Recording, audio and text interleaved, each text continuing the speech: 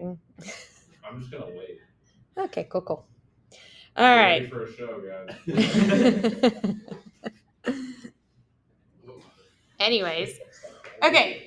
So 2.2, like I said, we're gonna do it in pieces. We'll do the first part where we're going to just look at the pieces of a graph, like the end behavior, the multiplicity, if it touches or crosses, all those things we're going to talk about today. And then when I see you next, which will be what, Tuesday?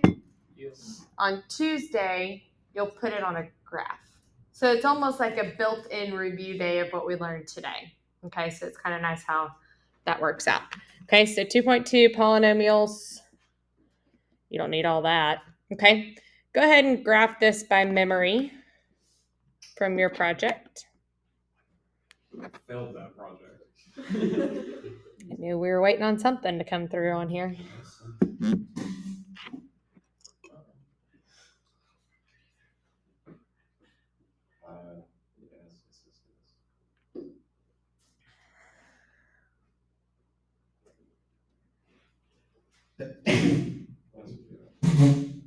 Bless you.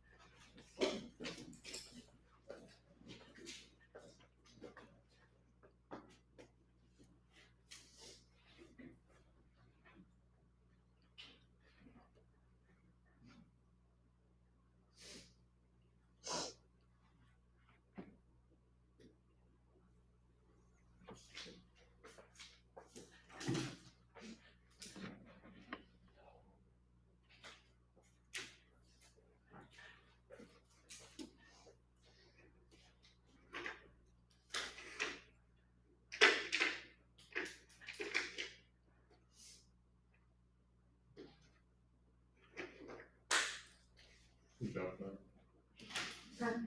Yes, it's your job.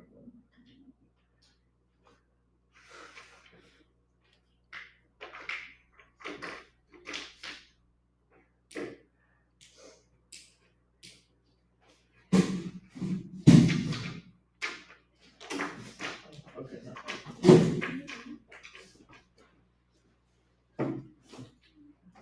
All right, so 0 cubed is just 0, or, wow. Let's see that. Hold on.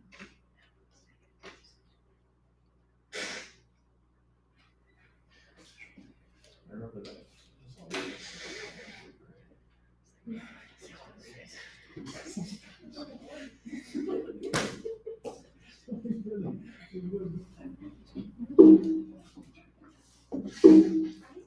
His notes are really enjoyable for the people at home. All right, let's see if that works.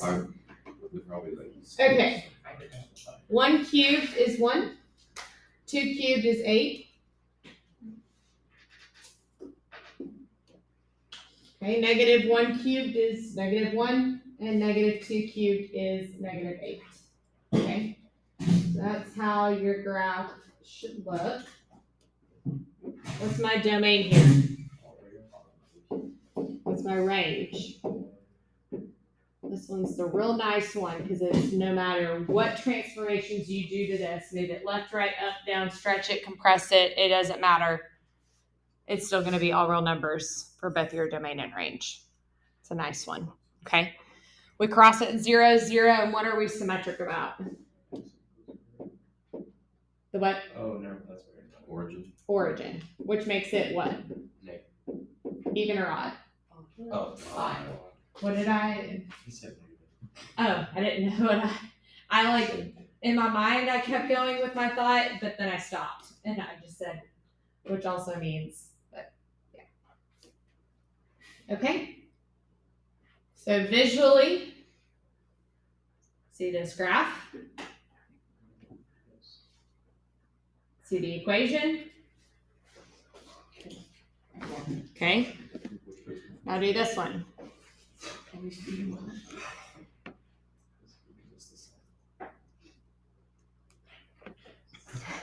This was not on your project, but it is doable, yes. Just like I did the last one.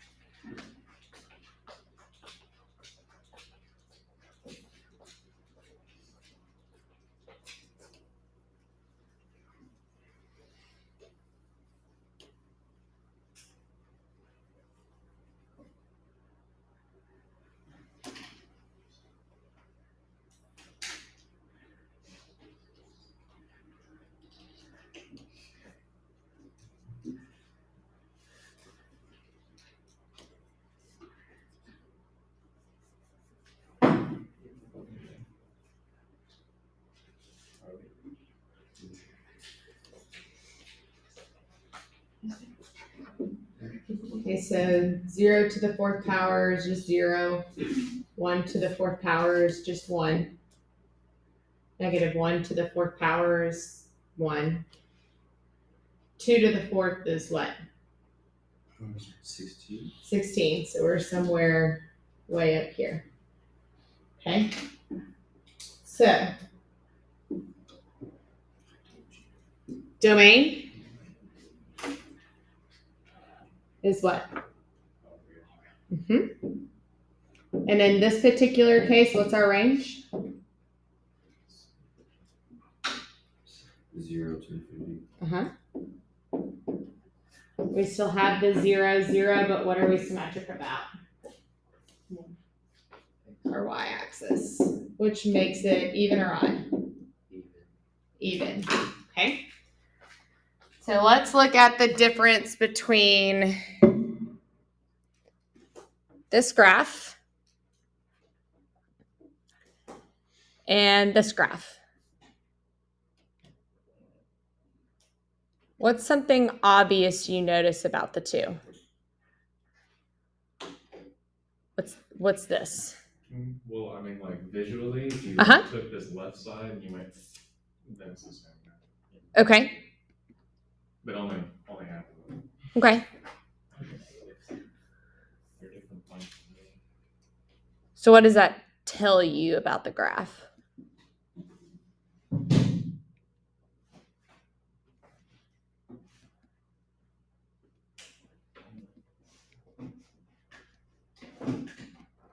I'm at the doctor's office getting my eyes checked. A or B? 1 or 2? Whoops, wrong way. What was that? Yeah, what was that? Go back to that. What is that? Let's see. That's the book trying to tell you what the definition of a polynomial is. That's why I skipped it. So they're saying you could have a variable raised to the n power and then it decreases from there. So you would have like you would have like x to the 4th, 3rd, 2nd, and so on. That's why I never show this, because and then that's your constant down there. Well, now everyone that gets to watch the notes gets to see it. So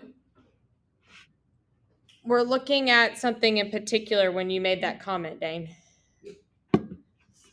about half of it being going. Oh, wait, I was right about that? Yeah, that's why I'm wanting you to tell me more about it. I have no idea what it could mean. Okay. But I just know that that's what happens. I mean, it's not an exact match. What you got? So this one, the one with cubed is odd. and then the exponent is odd, and then the one that's to the fourth is even. Uh-huh. And then it's even. So do you notice that, and I'm going to combine both of the things y'all just said. An odd degree over here. Notice how your in behavior is doing opposite things. Oh, yeah, I remember that. Okay? Opposite. They're doing one hand's going one way and one hand's going the other way. But if you have an even degree, notice how they're both going the same way. Okay? They're even with each other. So if you are a words person, you can write all that down. Or if you're a visual person, naturally I like to make a chart.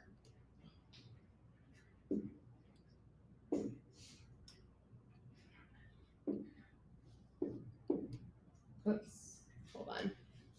I don't need left or right up there.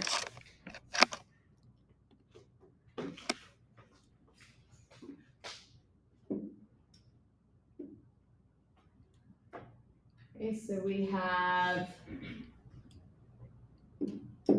positive, negative. We have even, odd. Okay? Oh, I thought that said pog for a second.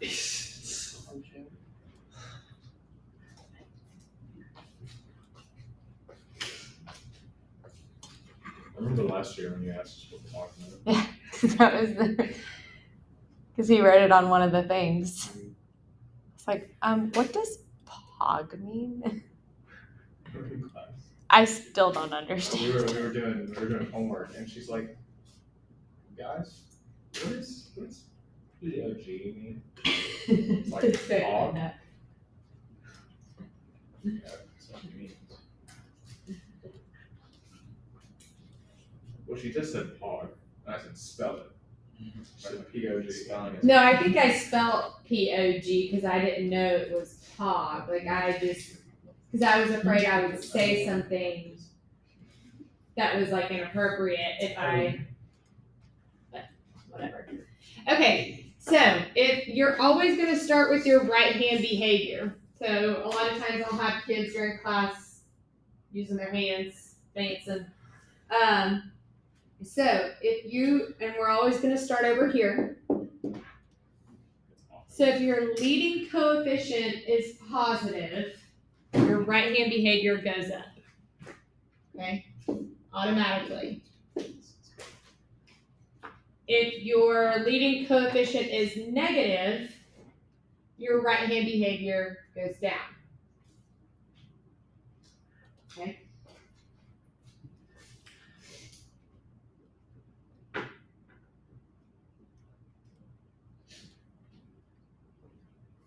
But if your highest degree is even, then your left hand is going to follow. They are going to be even with each other. If it's odd, it's going to do the opposite. Okay? Even does the same thing, plus you. Odd does the opposite. We always start with our leading coefficient, and then we figure out if our left hand follows or not. Okay?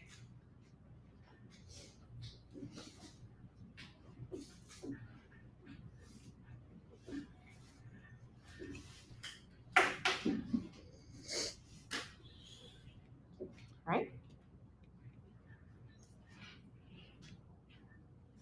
So, on this first example, tell me what they are doing on the left side and the right side. You can either put arrows, you can put up or down, you can put rises or falls. And then I'm going to show you another notation down at the bottom in case that pops up on the state challenge exam.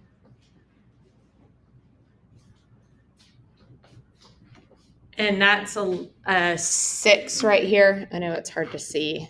Let's see if that make that bigger.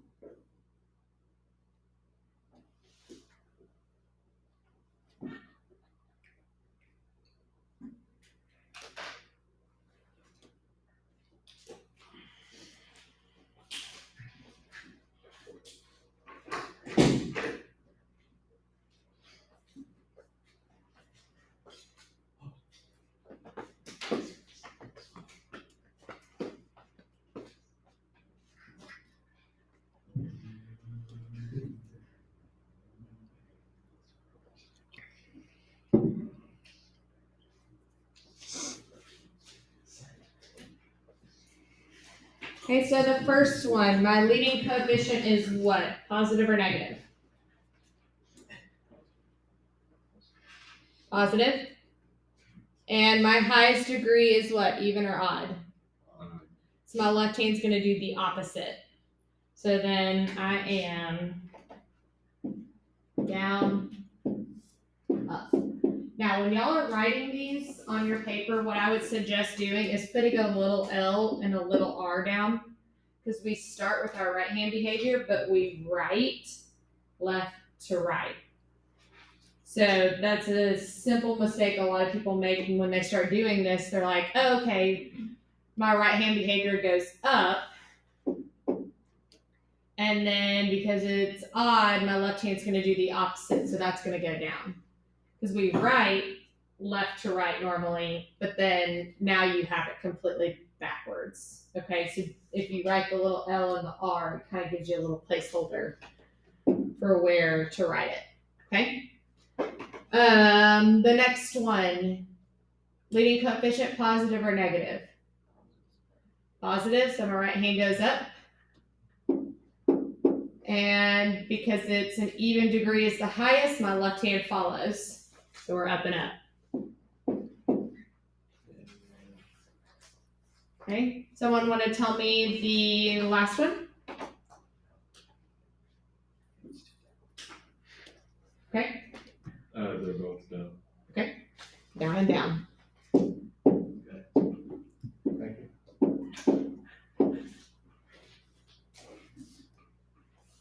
Right.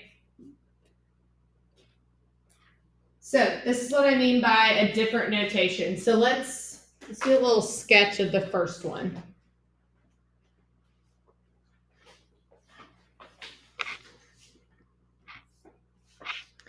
So let's say this graph, and it's not going to look just like this, but let's say it looks like this of some sort. Definitely does not look like this because it crosses in other places. So what this notation is saying is this little arrow right here is approaches. You're going to see that in calculus. Okay. But basically this is saying as x approaches negative infinity, f of x, which is your y, approaches what? Okay. So if we're looking at this as x approaches negative infinity, what does my function approach? Also negative infinity. Okay, because it's going down. And then the next one, as x approaches positive infinity, so does my graph. Okay. So I just wanted you to be familiar with that notation in case it pops up. But again, that approaches and stuff like that are little things you're going to start seeing in calculus that I want to make sure to expose you to. Because it's as the limit approaches and stuff like that is when you'll see the approach. Okay. So that's in behavior. Now we got to figure out what it looks like when it crosses the x-axis, and that's going to be our multiplicity. Okay. Oh, before we do that, yeah, because multiplicity is next. This is a very duh slide, is what I like to call it, but it's also the most missed question on the test. So I'd write this down. And what I mean by duh, it's everything you already know, but then for some reason it goes out the window when the test actually happens. So I'm saying if x equals a, so if you even want to use a number instead of just a, we can use 5. So if x equals 5, then 5 is 0 of the function. Duh, we know that. Okay. 5 is a solution of the equation. Duh. Okay. We would write it as a factor of x minus 5. And then to write it as an x-intercept, we would write 5, 0. So like I said, we already know this stuff. but one of the most missed questions on the test. And it's multiple choice.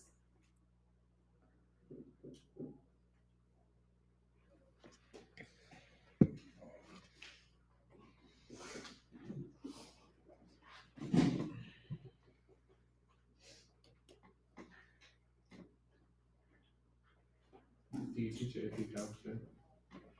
Do you teach AP Calc too? No. It does.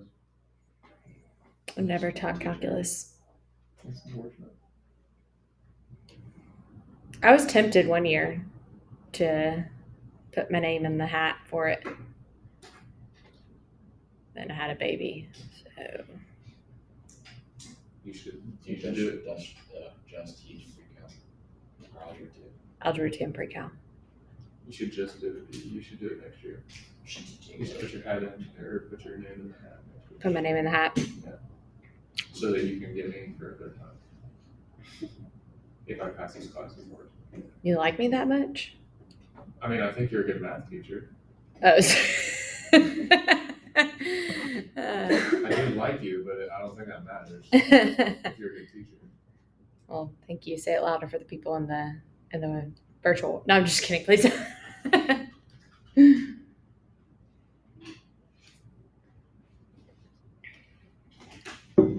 Okay. So like I said, very okay. Things we already know. But for some reason, that part of the test that gets a lot of y'all messed up. Okay, so multiplicity, aka how many times a zero happens. Okay, multiplicity meaning if we have an odd multiplicity, then the graph is going to cross the x-axis. Okay, so visually, it is literally going to cross. It crosses straight through. Okay. If we have an even multiplicity, it touches, or in some cases they call it bounces. I'll accept either or, touch or bounce. But that's where that double root comes from. So it can come down to the x-axis and it bounces right back up. It never crosses the x-axis. Okay? So that's why some people call it a bounce, because it bounces off of the x-axis.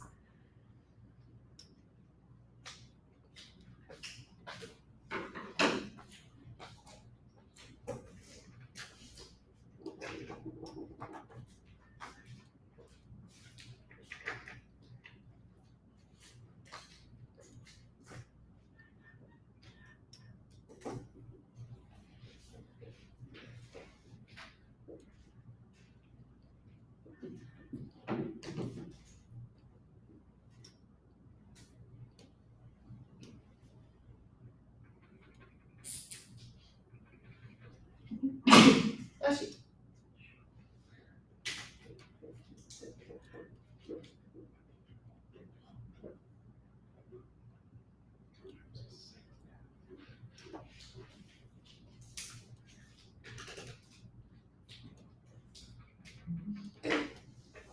Okay.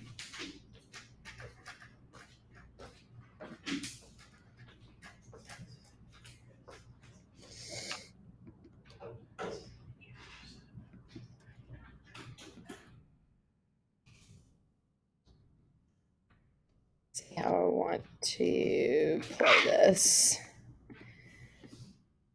Okay, so basically what you're going to be given is figuring out which way your end behavior works. Then you're going to look at multiplicity, which is going to tell you how it touches and crosses and stuff like that. The beauty about these problems is that I'm not going to be picky about everything else in between. Okay? There is such a thing called turning points, and we'll talk about that here in a second. But for instance, let's say I give you, and it's already factored for you, which would be nice.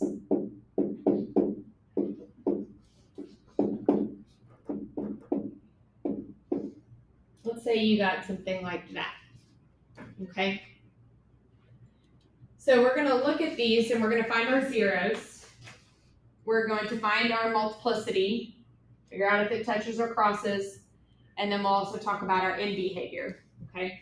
So from here, I know that my 0 is what? 3. How many of those do I have? Just 1, so that's my multiplicity. And since my multiplicity is odd, does it touch or cross? Cross. So that's how you'll approach these problems, okay, at the beginning. Same thing here. What's my 0? -2. How many do I have? 2. And it does what? Touch. Or bounce. It doesn't matter. Okay? And then lastly, we have a 0 of -5. We have 3 of those, which means it crosses. Okay? If you wanted to, I'd let you multiply all that out. Okay? It means you would have x minus 3 times x plus 2 times x plus 2 times x plus 5 times x plus 5 times x plus 5. Okay? The goal is to figure out the end behavior without having to do all that. Okay?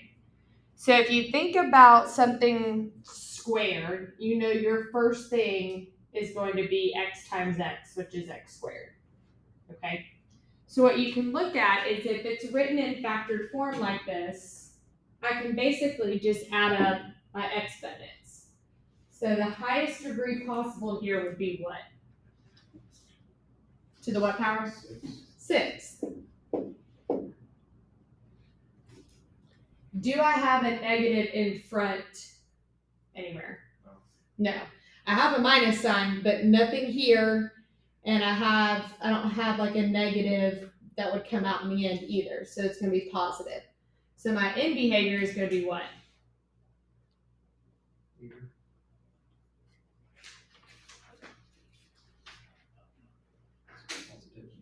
Up and up. Okay. So that's today. And then Tuesday will be this, where we just plot those things.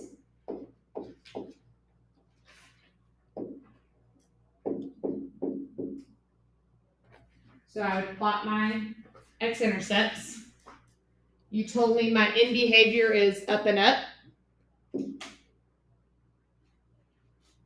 At -5, you told me I cross. At -2, you told me it touches.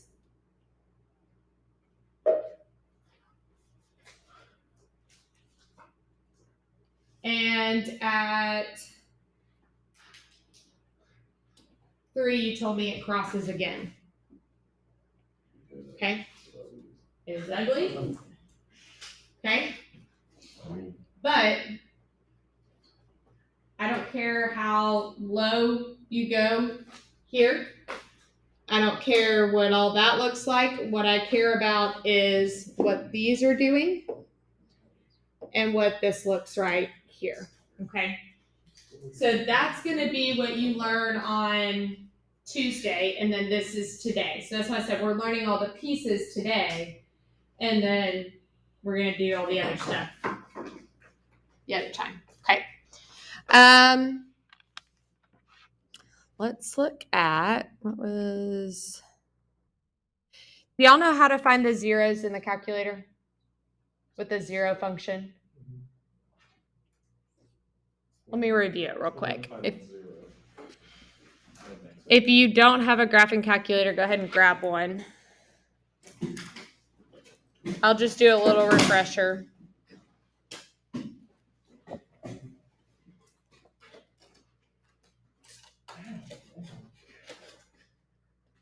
You okay, Dan? No, I don't think so. You gonna live? What'd you hear? It's because you weren't covered in Vaseline. Now the notes are confused.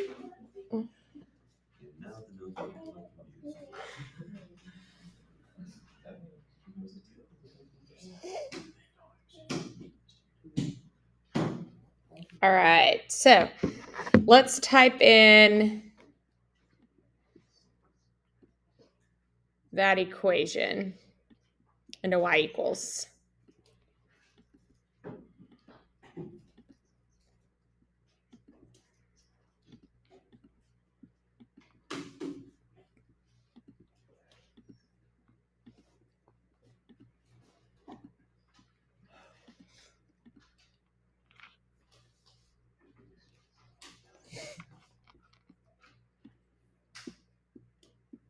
What if you found out right now it hadn't been recording?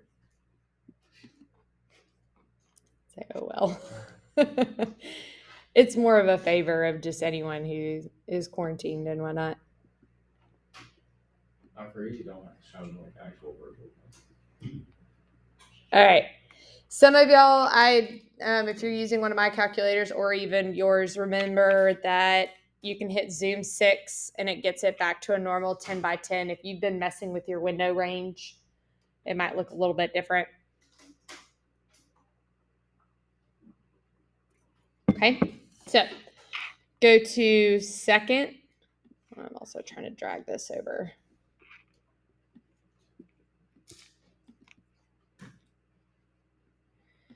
So go to second trace, which is calc.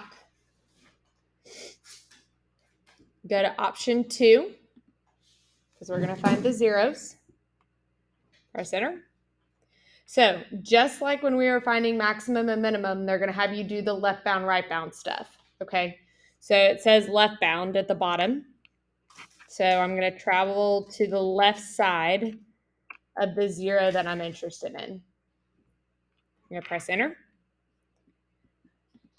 I'm going to travel to the right side. In other words, if you were down below the x-axis, you need to be up above the x-axis or it won't be able to find it. So you're just creating a barrier or a border or anything of that nature that says, hey, between these two lines, tell me where it crosses the x-axis. Okay. So once we do that, then when it says to guess, we just press enter. And there's our zeros. If you notice from the last test, if your calculator ever tells you E, that's their scientific notation. If you look at where we're basically at 0. For some reason, they just don't want to commit to saying the answer is 0. They just want to put E to the negative 12. That means we move the decimal place 12 places to the left. So silly. Okay. 0 is a whole lot easier than 1E to negative 12. Okay? So if you don't remember how to do that, that's how you find zeros in the calculator. Okay? All right, here comes the fun part. Let's see if we know how to multiply. I am giving you the zeros. I want the polynomial function that goes with those zeros. Okay? Is that right? Yeah, but how just like put my glasses. And see if I Is it that little one? Yeah, like a really fat fruit salad. Yeah. Oh, that's Brian. Brian.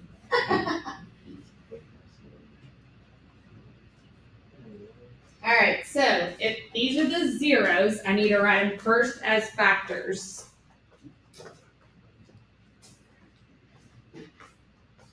Oh, we can do. Oh.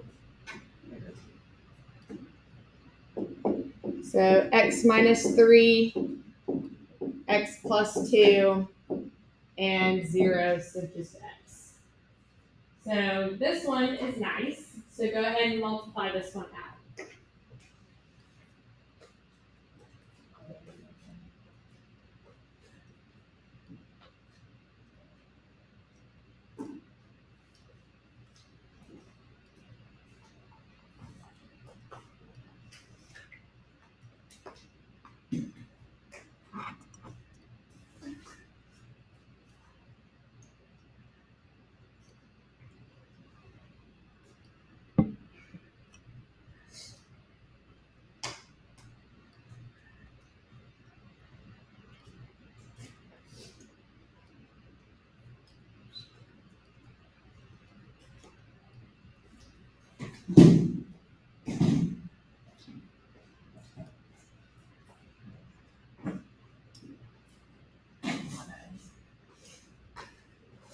Okay, so if I multiply the first two together, I'm going to get x squared minus x minus 6. And if I multiply the x through, I get x cubed minus x squared minus 6x. Okay? So that's the nice one, meaning you had three things technically you're multiplying together, but then one of them was an x, so it's kind of nice. All right, so these next problems are the ones I really want to focus on. If you have a radical, or if you have an imaginary number, you're always going to have its conjugate that goes along with it. Okay? And that's a minus sign. I had to try to erase it. It looks like a little plus sign, but I was erasing the other part of that. So I'm going to walk through how to approach the first one, and then you're going to do every single one like it the same exact way. Okay? And that's both for radicals and imaginary numbers. So if I had 3 up here, I wrote it as x minus 3. So I'm going to do the same thing here, but I'm going to do minus for all of them. Because technically, whether you see it or not, you're doing minus for all of them. Except here, if I do x minus a negative 2, that's why it became a plus 2. Okay? So I'm always going to do x minus that 0.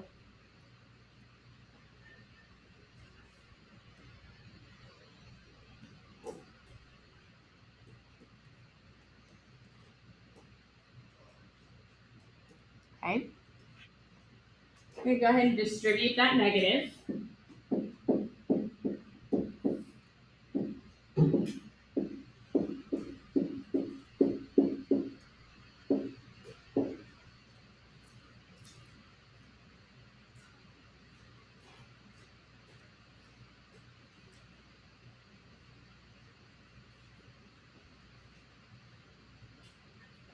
I love to use boxes. Y'all have already seen me use them a bunch of times.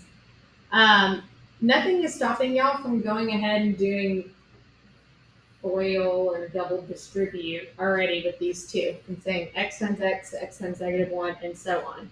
Okay? Personally, I like to use a box, and that's only because if I start working through one of these problems, I'm like, wait, did I multiply x times 1 yet? I can't remember. Okay? This tells me exactly that I had multiplied everything together. Okay? So if I run the x minus 1 minus root 2 at the top, and then x minus 1 square root of 2 along the side. Now I'm just going to multiply those boxes. Okay? So x times x gives me x squared minus x root 2, and so on. Go ahead and multiply that out.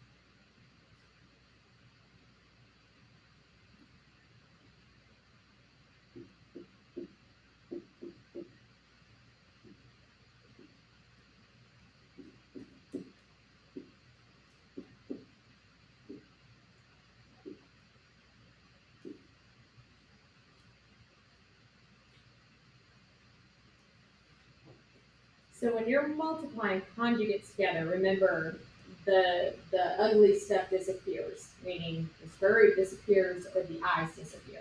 Okay? And that's the whole purpose of multiplying by the conjugate. So here, you notice I have a negative x root 2 and a positive x root 2. So those disappear. Right? I have a negative square root of 2 and a positive square root of 2.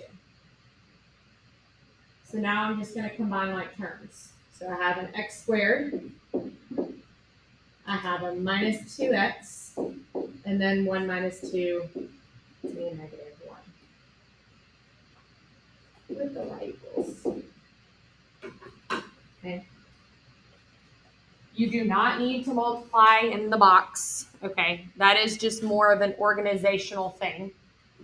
It's also easier to look back if you're checking your work in the textbook or during notes or something like that, where you're like, well, how did she get -1, but I got 4 or something like that? Then it's easy to look back and say, oh, okay, this is where I made that mistake.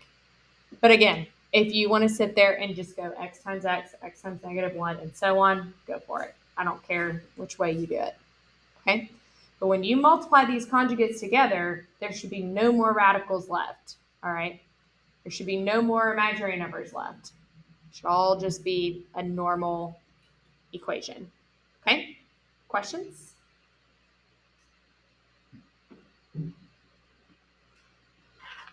Okay. It could also be written this way. I think that's our last one.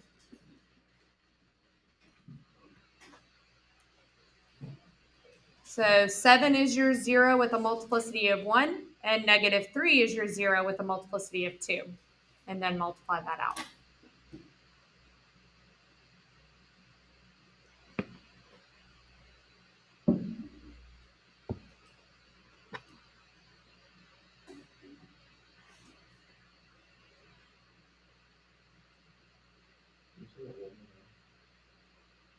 Do what? I'm sorry? Can you say that? Yes. So it's 7 is your 0 with a multiplicity of 1. -3 is your 0 with a multiplicity of 2. Then multiply that out.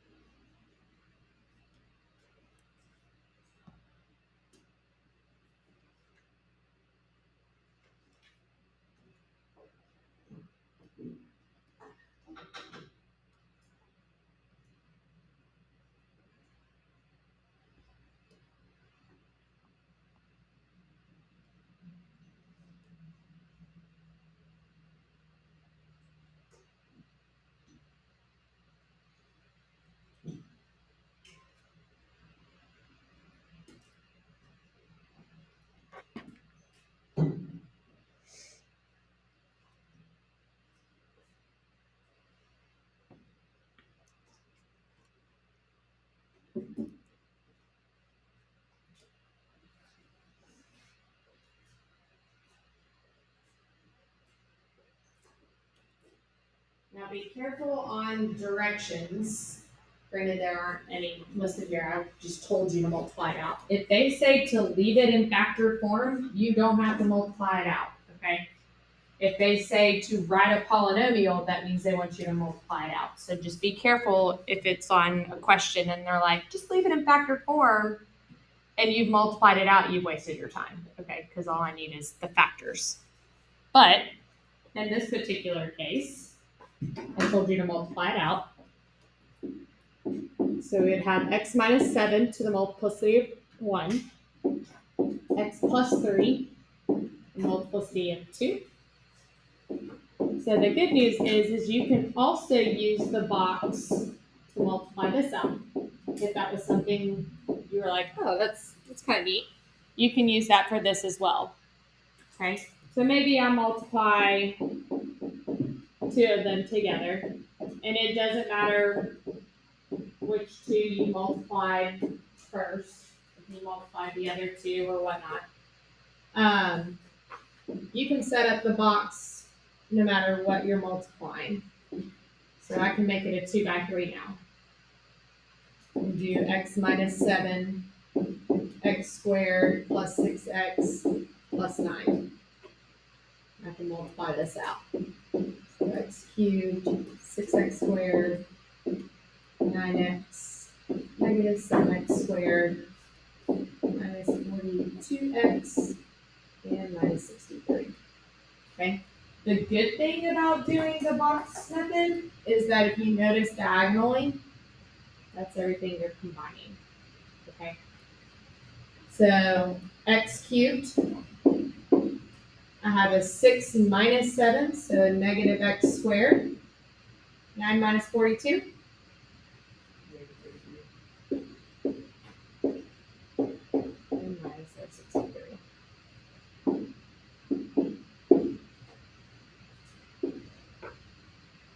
Okay.